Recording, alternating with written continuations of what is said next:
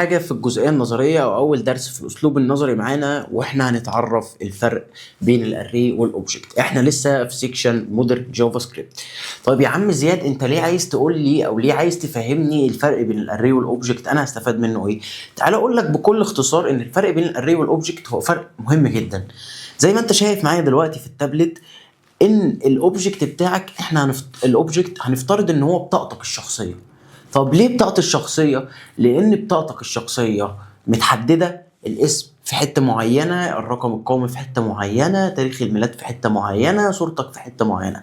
امسك بطاقتك وبطاقة صاحبك وبطاقة أي حد تعرفه، هتلاقي إن الداتا دي ده ترتيبها صحيح أو ده الترتيب الموجود، وبتبقى موجودة بالسنتي. لو راحت سنتي هتدخل في حتة معينة، لو راحت سنتي تاني هتخش في حتة معينة. ده الأوبجكت بشكل مختصر. زي ما أنت شايف معايا هنا كده، لو غيرنا لون القلم واخدنا اللون الاحمر مثلا، عندك الصوره في حته معينه، النيم في حته معينه، الاي دي في حته معينه، واي حاجه تانية في حته معينه. فلو صورتك كبطاقه مصريه فهتلاقي ان صورتك في حته معينه، وهكذا. عشان اعمل اي استدعاء جوه الاوبجكت، فبقول له اسم الاوبجكت ده دوت الحاجه، دوت ايه مثلا، النيم بتاعي، دوت اسمي. يبقى دي بكل اختصار عايزك تتصورها كده، ان الاوبجكت هو بطاقتك، الاوبجكت هو بطاقتك. عشان توصل لاسمك فبتطلع بطاقتك وتروح للاسم. عشان اوصل لاي حاجه جوه الاوبجكت فبطلع الاوبجكت واروح لحاجه. طب ليه دي بنسميها ايه عندنا في العالم الجافا سكريبت؟ بنسميها دوت. فمثلا انا عندي اوبجكت في اليوزرز بتاعتي، في داتا اليوزر بتاعي، فانا هقول له يوزر دوت نيم، يوزر دوت باسورد، يوزر دوت ايميل. ده بشكل مختصر. وركز جدا في الجزء النظري ده عشان لما نروح للجزء العملي ككود ان شاء الله هنشوفها وهتبقى اسهل تصورها. تمام.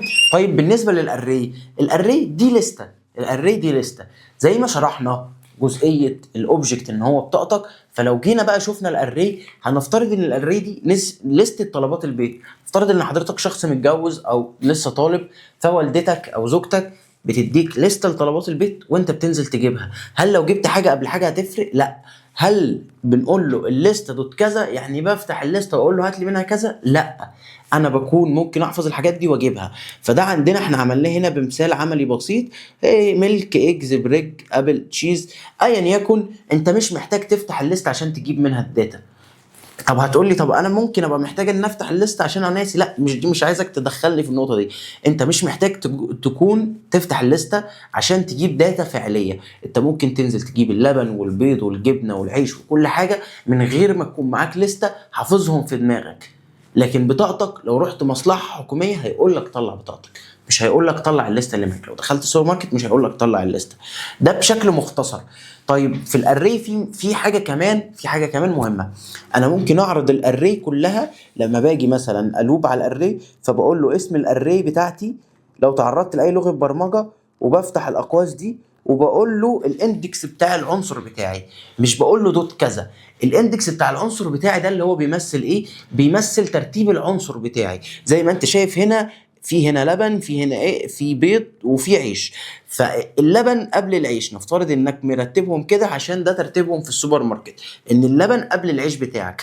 فاصبح انك لما تفتح الليسته بتاعتك او تفتح الاري هيطلع لك اللبن قبل البيض او قبل العيش. فده كده بكل اختصار. طب لو عايز اجيب اندكس، عايزين برضو نفهم حته في الاندكس كده، تريكايه بسيطه جدا عشان نلعب بيها. الاري بتاعنا او اي حاجه في البروجرامينج بشكل عام بتبدا من زيرو، مش بتبدا من 1. يبقى الاري بتاعتي انا كزياد حاجات العيش بتاعتي، فلو جينا كده قلناها بشكل بسيط بشكل مختصر، الملك ده هنا ترتيبه زيرو، الاج ترتيبه واحد، والعيش ترتيبه اتنين، والابل ترتيبه تلاتة، والجبنه ترتيبها اربعة. بس في كام عنصر في الاري بتاعتي؟ خمسة. بس ليه اخر عنصر باربعه؟ عشان الاري بتاعتي بتبدا من الزيرو.